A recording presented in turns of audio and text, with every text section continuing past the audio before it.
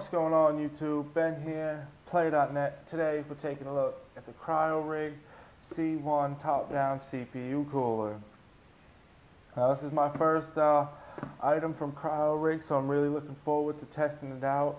I can tell you, looking at the specifications and of course the packaging and looking at pictures online, it looks real nice, and I'm quite looking forward to getting it out, testing it out and seeing how well it performs. As you can see towards the back of the box, we of course have some illustrations of the cooler and the fans with some specifications here, and of course our socket compatibility running along the bottom, pardon me. Around the sides of the box there's a little bit more information here about some of the features they wanted to bring out. And then on the front of the box we have a very nice picture of the cooler itself. And that about sums it up. I mean, on the other side of the box we have a little C1 logo, so we know what we have. Taking a look in the box, we are first, of course, greeted with a nice little flap here that has a picture of our CPU cooler with the fan installed. Now, Cryorig have gone ahead and used their XT140 fans for this cooler, so it'll have a nice 140 millimeter fan on it, cooling it, helping keep everything nice and cool, as I said. The next flaps we see here have a bit of information about registering your product and receiving an extra 3-year extended warranty, so that's always nice. Inside the box we of course have our installation pack, which is going to include all our mounting and screws and stuff, but we'll take a look at that in just a second. Let's go ahead and get the cooler out of the box itself. And if I am 100% honest with you, this is my second time unboxing this cooler. The first time I wasn't happy with the video, so I've decided to do it again. So the bag that the cooler is in has seen a little bit of damage because I lost my patience with it. Here we have our XT140 fan, and the one thing I noticed, well, that I was really happy about, is the fan itself actually has cable routing. On the sides here, on the 4 corners where the screw holes are, as you can see, we've got the screw hole there. There are actually slots for us to go ahead and stick our braided cable out of the way if we don't like it. It's always nice, as you can see. It just kind of sticks right in there, and boom, it's out of the way. Nice and handy. That way we can adjust the length, have it. It's something I like to see because it gives us options to make sure that we can have it out of the way. Not something I've seen in a lot of other fans personally. Alright, getting down into the cooler, and as I had mentioned, the bag has seen a little bit of abuse from myself, and I do apologize for that. But it does come in a nice plastic bag to ensure it doesn't get scratched or damaged any further in transit. And when we see it here, this is of course the top-down view of our cooler. We'll go ahead and just put our fan on like this. As you can see, we have our 4 screw holes here. You'll also notice these 2 holes here that go, and they are access to these spring screws here, I like to call them, that will of course go ahead, and once we get our mounting plate and bracket onto the motherboard, we'll screw those down. It'll of course make all the tensions nice, make sure that our plate here is very secure onto the CPU itself. As you can see, we have 6 heat pipes here connecting to the base plate to go ahead and help dissipate all the heat to make sure our CPU stays nice and cool. We of course, well not of course, but we have a nice little piece of plastic covering the base so it doesn't get scratched or damaged at all until we're ready to use it. And it of course does have warning written on it to make sure that we go ahead and remove this, of course. I know it sounds silly, but there's some people who have forgotten to move this. I've seen companies who build computers for a living that sometimes they forget to remove them, so a whole batch of computers gets recalled.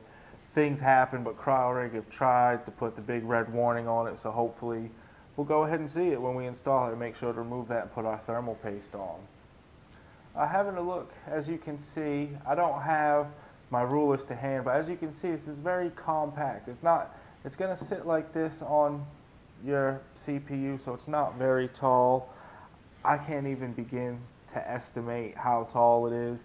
Of course, it would tell us in the specifications, but I always like to go ahead and I'll get my ruler out for the review and do my own measurements as well, just to make sure everything is everything.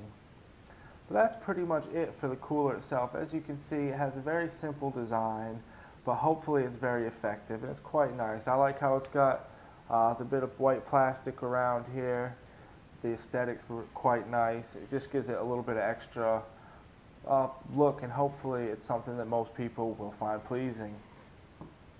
Now back to our installation pack, and let's just go ahead and see what we have here. According to the box, we should have our Intel mounting bracket, our AMD mounting system, some screw packs. Looks like we should have some thermal paste, an alcohol pad, and maybe a few other little nifty things in here. So let's go ahead and see if I can't get this out without ruining it, because it feels like it. Oh, let's try it maybe the other way. It wants to come out. There we go. Look at that. One thing that's nice is they have gone ahead and included our, they've gone ahead and included our screwdriver, that we can go ahead and get to those springy screws I was showing you, the nice retention screws, so we can go ahead, get in here, and we have plenty enough room and height to make sure we can get into our case and everything. And that's quite nice. That's an added feature I've yet to come across in a CPU cooler, and I'm quite happy to see that. That's very nice. We of course have our CP9 high density cryo paste, as they call it. I will be using this, and I will also be using the Noctua thermal paste that we use at all our cooler reviews here at Player. So I will definitely compare them side by side and give load and idle temps and all that stuff, overclocked and running stock on a 4770K. So you can look forward to that. We of course have our C1 installation guide. We have a few of our, these are look like the rubber cable routing pads that we saw on the fan, so that's quite nice to have a few extras of those just in case. We have our screws here to go ahead and make sure we get everything mounted up. We have the alcohol pad, which again, this is something I think is nice. It just shows that Cryorig wants to take that extra initiative, that extra step to make sure their customers are happy. I'm guessing this is for uses after you remove that plastic pad that's on the base of the cooler. You can just go ahead and wipe it down with this to make sure it's nice and clean before you apply your thermal paste. And we also have here our product registration card. Now this is actually in a sealed pack, and it feels nice. Feels like a proper little credit card or something in here. So let's go ahead and have a quick look. Yep, as you can see, it's our product registration card. It goes ahead and it gives us our product registration number and all the info we need for our becoming a VIP and what we'll get and all that fun stuff. And lastly but not least, we of course have our Intel, I would imagine, and AMD mounting systems, and of course the rest of the screws, the thumb screws and whatnot, we're going to need to go ahead and get everything installed and get it all set up so we can put our CPU cooler in. We also lastly have a nice little illustration on how not to install the CPU cooler. So it's just letting you know, as most people will know, you kind of work down screw by screw. It's like, I always say, it's like putting a new tire on a car. You don't just put the first lug nut on and screw it all the way down. You put it on, then you go across, you put another one on.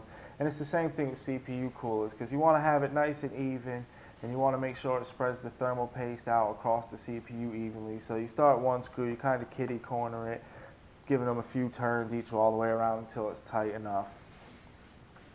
But yeah, that is pretty much it for this unboxing. Like I said, I'm going to go ahead and get this in my test system now.